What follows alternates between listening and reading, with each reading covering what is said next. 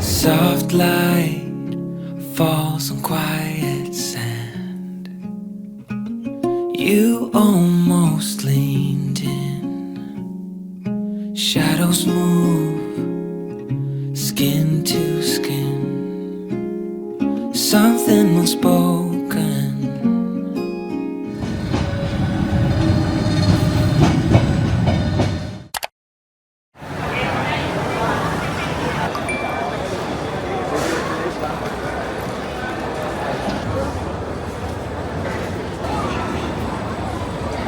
전자담배를 소지하고 계신 승객께서는 전원을 끄고 배터리를 분리한 후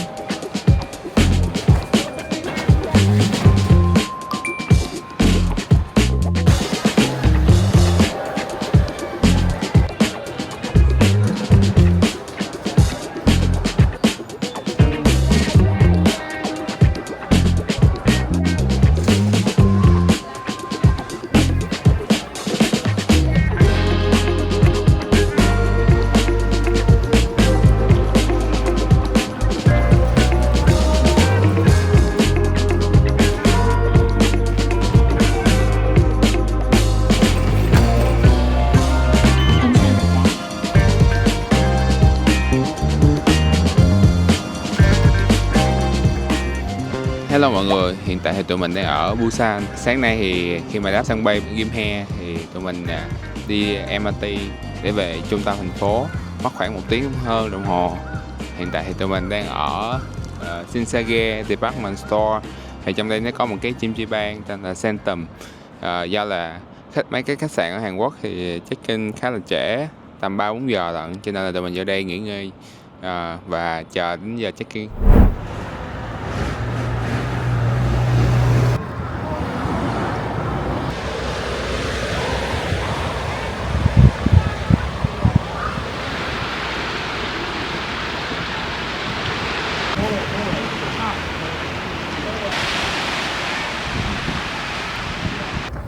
Trong khi chờ để check-in khách sạn thì tụi mình đến một cái địa điểm tên là làng màu trắng làng White Village. Hanyu. Tên tiếng Anh là White Village. Tên tiếng Hàn là Hannyeongdae gì đó. Tụi mình sẽ để cái pin Google Maps, không, Naver Maps nha. Thì cái chỗ này nó có một cái view biển rất là đẹp mọi người ơi. Hình như được gọi là tiểu Santorini của Busan.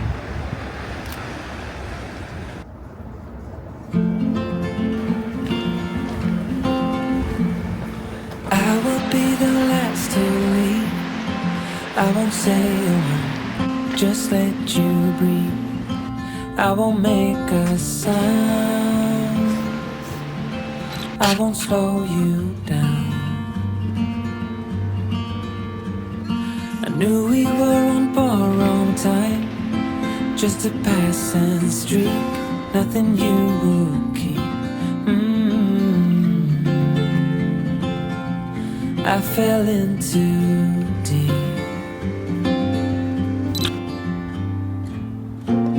And as far as at least how I remember, we were leaving in September, when red and gold paint the sky. And as far as though maybe I pretended, oh, I wish it never ended. I held on with all my might, still waiting on that last goodbye. See you standing by the door, watching the leaves as they fall once more. In the silence we made, I couldn't find the words to say. They linger in my mind. Oh, I wished you'd stay.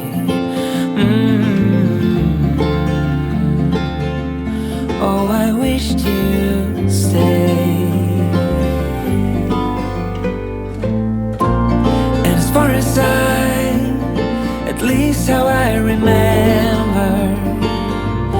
We were leaving in September when red and gold paint the sky.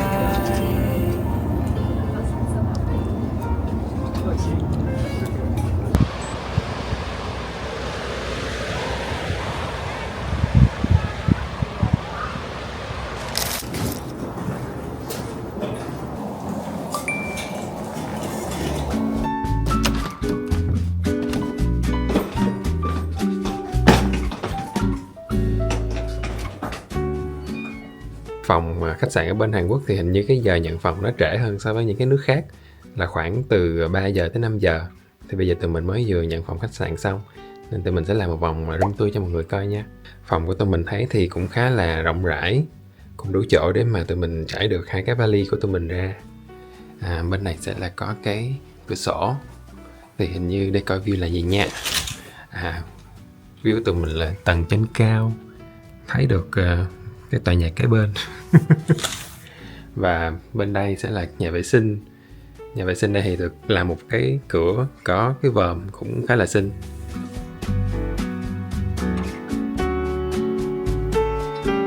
Bên đây thì tụi mình cũng có một cái tủ mọi người, mà tụi mình cũng chưa biết là cái tủ gì. Thấy ghi là Smarting nên tụi mình nghĩ là một cái tủ gì đó thông minh, maybe là để làm sạch quần áo hay là khử mùi gì đó. Để một vài ngày tới tụi mình thử dùng coi nó là cái tủ gì.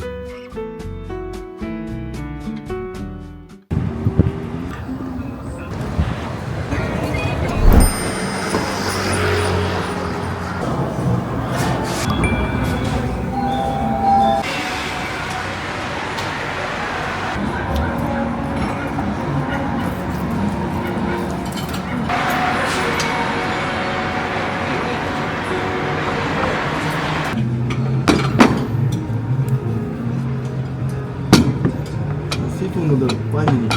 Yeah. Okay, wait.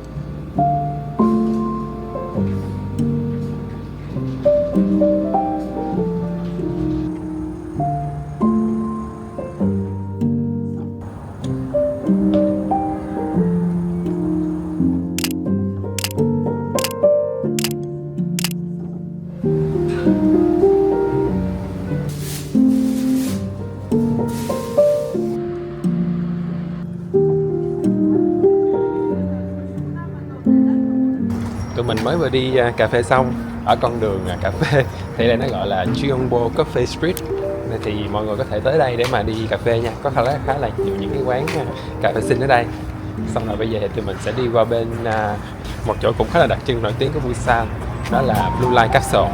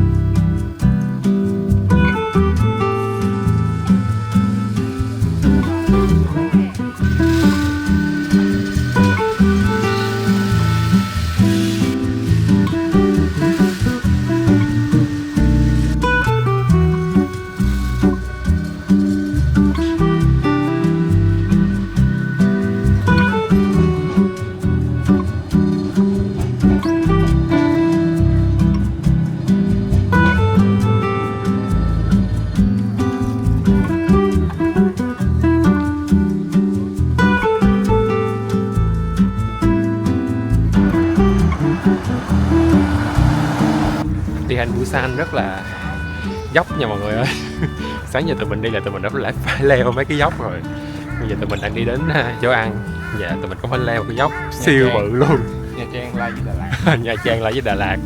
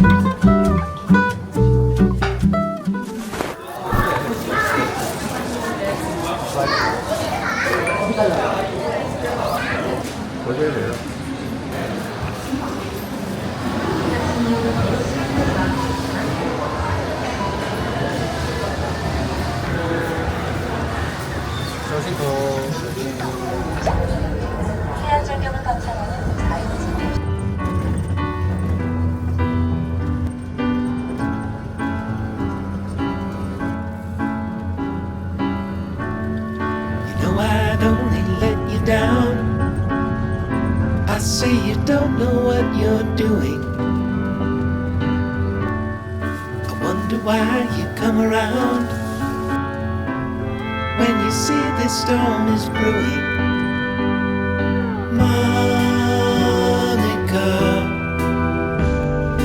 Monica,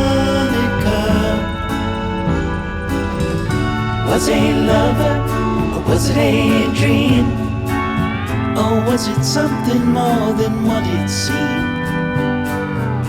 I'll just sit about here in between and let you think about it. That ain't no good, that would be wrong. I know too well how the night goes long. When you're waiting on someone and you're hearing every sound, when your head is hit the ceiling and your heart's out on the ground. Monica, Monica, you're too good to me. That no good for you.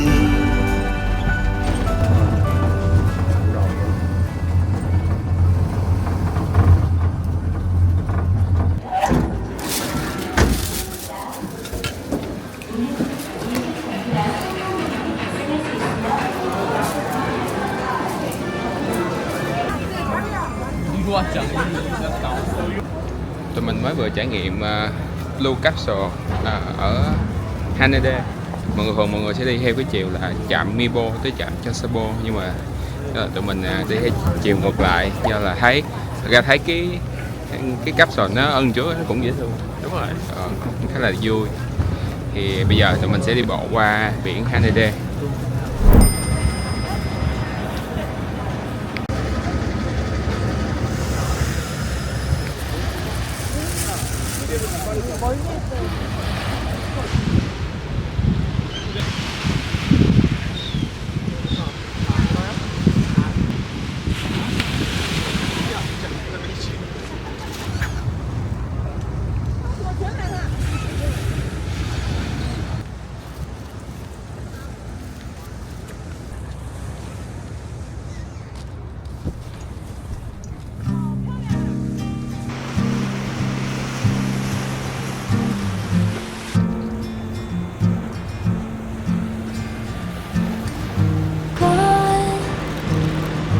You say beauty where I see lost. Lucid dreaming, losing what you love. You're so enlightened that you forgot. All we need is someone else to hold. You found another place to float away, rising higher from the ground you claim. Wish that we could talk the same, yeah, about the things we love, about the things we love, about the things we love, about the things we love. But you're not asking, making sure I'm fine. If I'm not you, I haven't tried enough. Then you say you never shine so bright, but leave no room for light beside. Yours is all you ever seem to need. See, you talk about health, but is it really that healthy? How you fulfill yourself? Maybe I shouldn't mind at all, but I miss when we were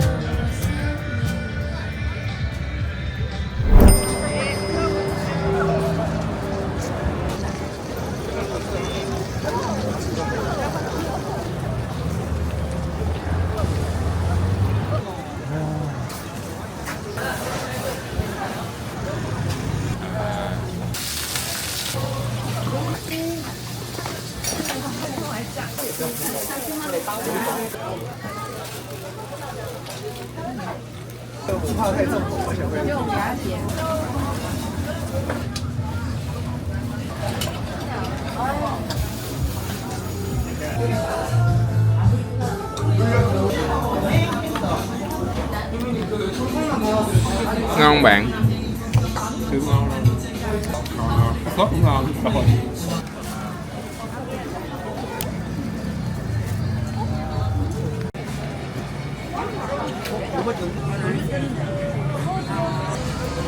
Đây bạn bấm vào cái bánh.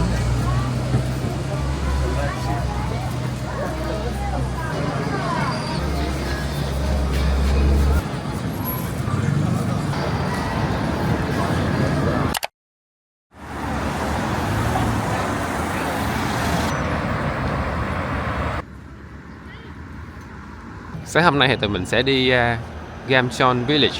Thì tụi mình đã bắt một chuyến xe buýt từ trạm Busan Station. Hơi lạ là cái xe buýt này nó hơi nhỏ hơn so với những chiếc xe buýt bình thường. Thì sau khoảng nửa tiếng á, thì tụi mình đã tới nơi.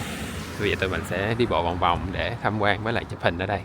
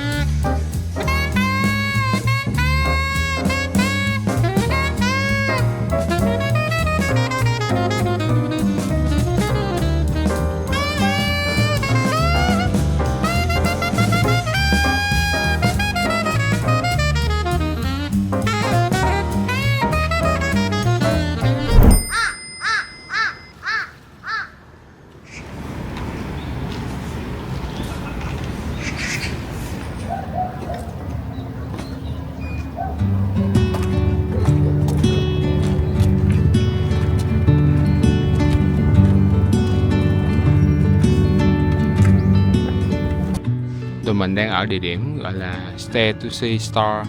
Lý do là khi mà người ta đi cái 148 bậc thang này từ dưới đất lên tới trên cao thì họ sẽ bị nhức đầu, sẽ thấy ngôi sao trong đầu mình.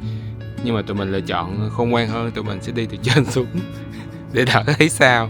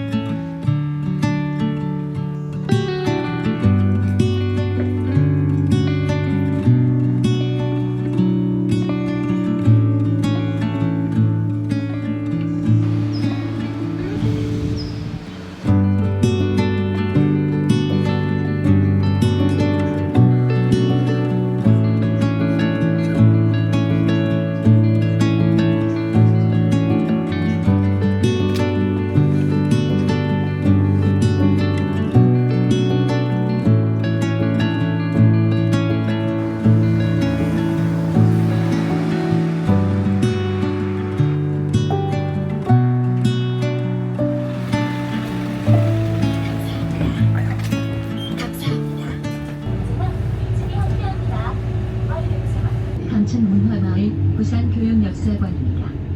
다음은 환생슈퍼입니다.